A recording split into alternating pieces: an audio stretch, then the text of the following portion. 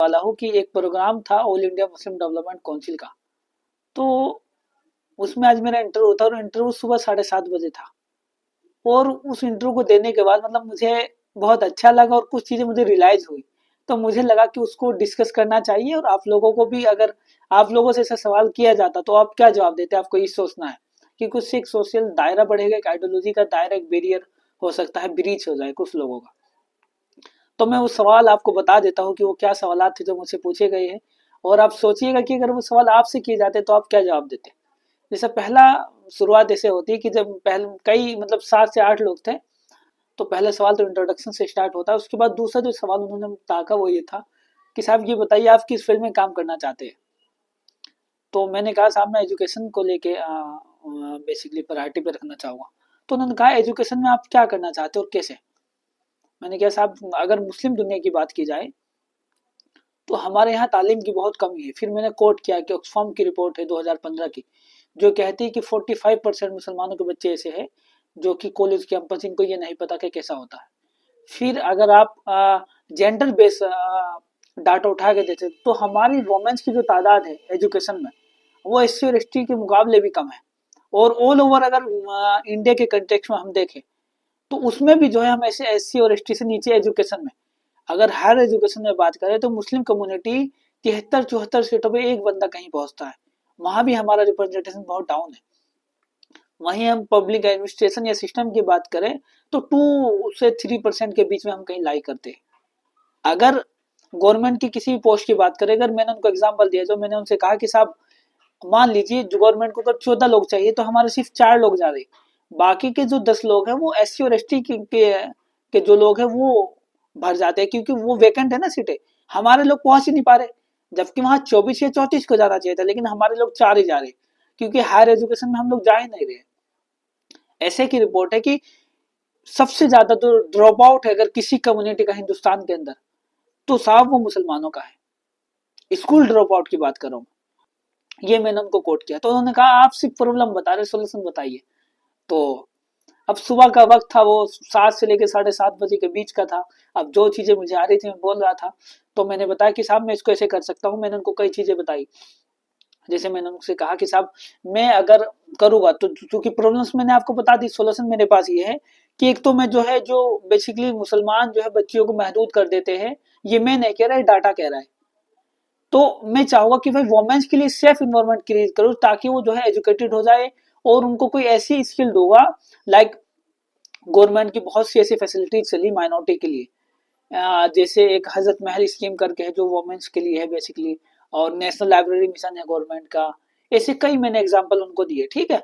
तो उन्होंने कहा आप जो है बहुत गवर्नमेंट ओरिएंटेड सोच रहे हैं, मान लीजिए कि गवर्नमेंट को हटा दीजिए, माइनस कर दीजिए, आप कैसे करेंगे। मैंने कहा साहब फिर मैं जो है जो हमारी मदारिस है, जो हमारी मस्जिदें हैं, उन लोगों के साथ में कोलैब करके कम्युनिटी बनाऊंगा और जो है अपने जैसे कुछ लोगों को तलाश करके घर घर जाके लोगों को ये समझाऊंगा कि साहब इस्लाम में जितना इम्पोर्टेंस इस चीज को दिया जाता है कि आप हज करने जाइए, उतना ही इम्पोर्टेंस इस चीज को दिया जाता है कि आप किसी एक बच्चे को एजुकेशन दे दीजिए।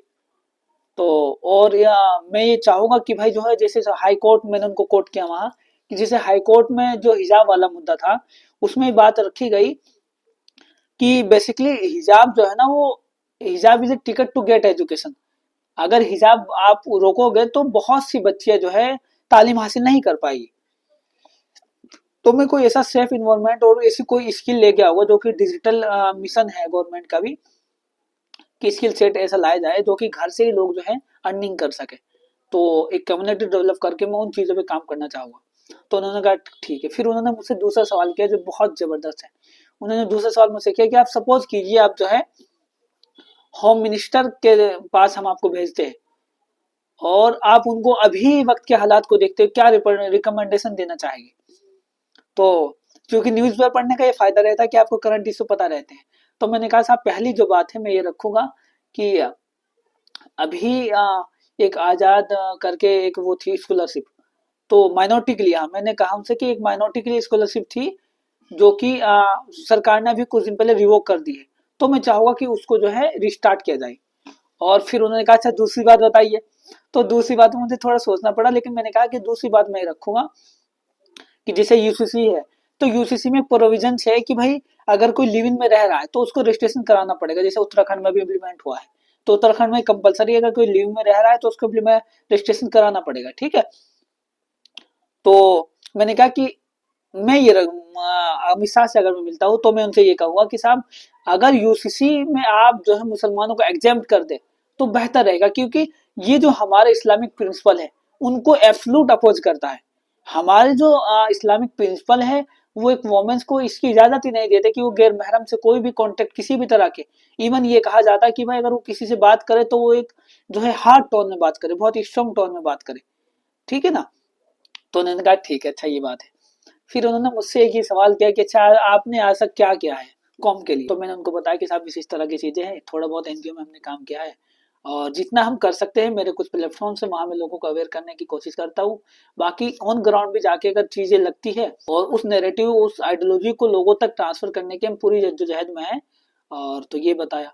फिर उसके बाद जो है मुझसे ये पूछा गया कि भाई ये बताइए कि एक लीडर की अच्छी क्वालिटीज क्या होती है। तो मैंने कहा साहब मेरा तो ये मानना है कि लीडर जो है वो नहीं होता जो कि भीड़ इकट्ठा करता है, बल्कि लीडर क्योंकि भीड़ तो इकट्ठा मदारी भी कर लेता है। लीडर वो है जो कि समाज की बुराइयों के खिलाफ आवाज, बहुत ताकतवर आवाज उठाने की ताकत रखता हो और उनको हक दिलाने की ताकत रखता हो। हर इंसान जो है उसके अंदर ये काबिलियत होनी चाहिए कि वो जो है समाज की बुराइयों के खिलाफ आवाज उठा सकता हो। कोई भी ऐसा आदमी जो आवाज उठा सकता हो, जो हक दिलाने की क्रेडिबिलिटी या एबिलिटी रखता है, वो एक लीडर है।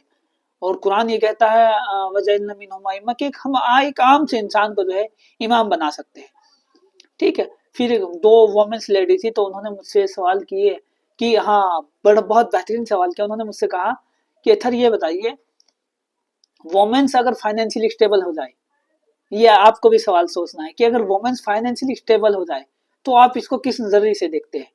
तो उस वक्त ये मेरा थोड़ा सा टिपिकल लगा ये मुझे कि यार अभी स्टैंड में कैसे जवाब दूं। लेकिन मैंने कहा मेरा ये मानना है मैम कि अगर ऐसा होगा तो पहले तो एक तो जो डिसीजन की पावर है अथॉरिटी वो आ जाएगी मुआशरे के अंदर। दूसरा मेरे दिमाग में जो उस वक्त आया, मैंने कहा कि जैसे वोमेन्स की केसेस बढ़ रही है, वेलफेयर मंत्रालय की रिपोर्ट है कि भाई वोमेन्स की तादाद बढ़ रही है और हो सकता है बढ़ती जाए ऐसे ही। तो अगर वोमेन्स फाइनेंशियली स्टेबल हो जाए तो वो जो तादाद है उसके बाद जो वोमेन्स जिस तरह के ऑब्स्टेकल फेस करती है पेट्रियार्कल सोसाइटी में डाइवोर्स के बाद, तो वो कहीं ना कहीं इस स्टैंड ले पाएगी कि हाँ आप दुनिया में सर्वाइव कर पाओगी। क्योंकि पैसा ऐसी चीज है कि वो आपको, मैं ये नहीं कह रहा कि वो आपको कंटेनमेंट दे सकता है, लेकिन वो आपकी कुछ नाशुक्री को जो है शुक्र में तब्दील कर सकता है। तो वो कहीं ना कहीं एक फैक्टर हो सकता है। तो इस तरह के सवालात थे, और भी कई सवालात थे जो अभी मुझे याद नहीं आ रहे। लेकिन आप बताइए कि अगर आप होते तो आप जो है किस तरह से चीजें बताते, और आपको क्या लगता है कि आज के वक्त में जो है बेसिकली माइनॉरिटी या मुस्लिम कम्युनिटी की क्या सबसे बड़ी प्रॉब्लम्स है, और अगर आप एज ए लीडर आप कैसे सॉल्व कर सकते हो, जरूर